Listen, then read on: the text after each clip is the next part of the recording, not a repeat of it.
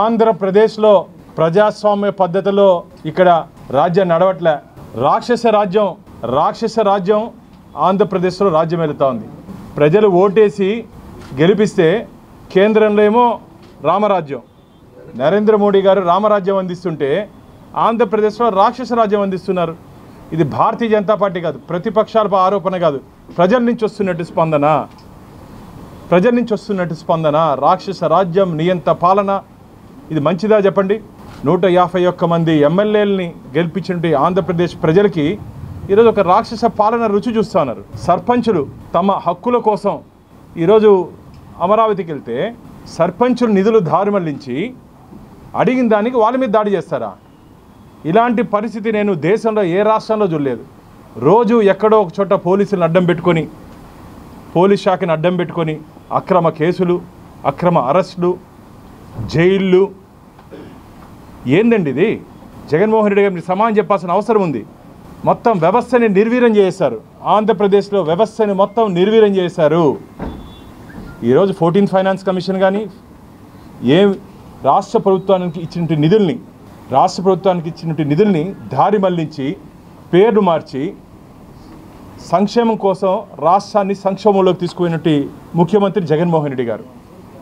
ఈరోజు భారతీయ జనతా పార్టీ ప్రశ్నిస్తూ ఉంది, సంక్షేమం కోసం మీరు ఎంత నిధులు ఖర్చు పెట్టారు? కేంద్రం నుంచి వచ్చినటువంటి వాటా ఎంత?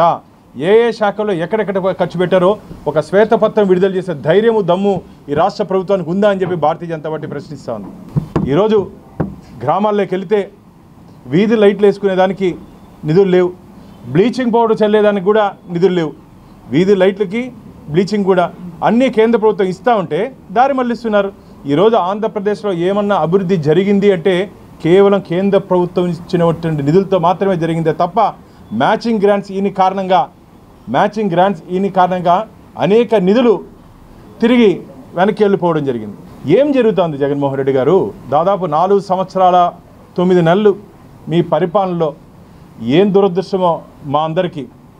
ఏ రోజైతే ప్రజావేదికని విధ్వంసంతో మొదలుపెట్టారో ఆ రోజు నుంచి ఆంధ్రప్రదేశ్ ఒక్క అడుగు కూడా పైకి రాలేదు.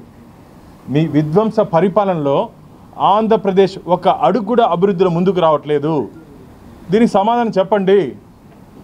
ఎవరన్నా ప్రశ్నిస్తే ఈరోజు ఇప్పుడు చూపించాం కదా, దీని మీద కూడా కేసులు పెడతారు మిత్రులారా. ఈ మధ్య పాపము జనసేన నాయకులు ప్రెస్ క్లబ్లు అంటే ప్రశ్నిస్తే కేసులు, చూపిస్తే కేసులు, ఏం చేసినా కేసులు.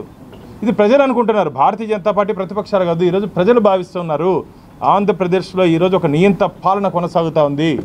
ఒక్కసారి గ్రామాలకు రండి. ఆత్మహత్యలు చేసుకునేదానికి సిద్ధంగా ఉన్నారు సర్పంచ్ సోదరులు, ఆత్మహత్యలు చేసుకునేదానికి. ఇంకో విచిత్రం ఏమిటంటే జగన్మోహన్ రెడ్డి గారికి తనామనా లేదు. అధికార పార్టీకి సంబంధించిన నాయకులు దాంట్లో ఎక్కువ ఉన్నారు. మొన్న జరిగినటువంటి ఎలక్షన్స్ కావు కదా, సెలక్షన్స్ కదా, ఎంపికల పేరుతో ఆంధ్రప్రదేశ్లో లోకల్ బాడీ ఎలక్షన్స్లో, స్థానిక సంస్థల ఎన్నికల్లో మీ అభ్యర్థులనే కదా మీరు మొత్తం గెలిపించుకున్నారు రాష్ట్ర వ్యాప్తము.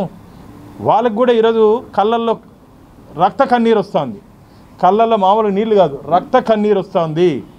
అప్పులు పాలైపోయారు, భార్య నగలు తాకట్టు పెట్టారు, ఇంట్లో వస్తువులు తాకట్టు పెట్టారు, వారి ఆస్తులు తాకట్టు పెట్టారు, ఇల్లు తాకట్టు పెట్టారు. బిల్లులు రావట్లేదు. ఏమంటే నిధులు దాల్మనించారు. రేపు ఆ కుటుంబంలో ఏదైనా జరిగితే ఎవరు బాధ్యత వహిస్తారు? ఆ గ్రామ అభివృద్ధి కోసం పైన ప్రభుత్వం ఉంది కదా అని చెప్పి నీకు ఎంత పవర్ ఉందో ముఖ్యమంత్రిగా, ఆ గ్రామ సర్పంచ్ కూడా అంతే పవర్ ఉంది. అభివృద్ధి చేయాలని చెప్పి ముందొచ్చినటువంటి సర్పంచులను కూడా ఈరోజు కడుపు కొడుతుంది రాష్ట్ర ప్రభుత్వం. అడిగిన దానికి ఈరోజు నిర్లక్ష్యంగా ఈడ్చుకుంటూ పోయారు పోలీసులు. ఇది ఎంతవరకు సమంజసం? పోలీసులను అడ్డం పెట్టుకొని రాజ్యం జరగదు. సంక్షేమం కోసం ఎంత ఖర్చు పెట్టారో మీ సంతోషం కోసం ఎంత ఖర్చు పెడుతున్నారు చెప్పండి ఒకసారి. సంతోషం కోసం అంటే ఆయన ప్రయాణాలకి, విదేశాలకు పోయినప్పుడు ప్రత్యేక విమానాలకి 20 కిలోమీటర్ 15 కిలోమీటర్లు ఉంటే కూడా ఏ రాష్ట్రంలోనే సరే ముఖ్యమంత్రి కారులో వెళ్తారు మిత్రులారా. మన రాష్ట్రంలోనే ఒక ప్రత్యేక పరిస్థితి, హెలికాప్టర్ లేదు కదలని ముఖ్యమంత్రి ఎవరు అంటే మన ముఖ్యమంత్రి గారే.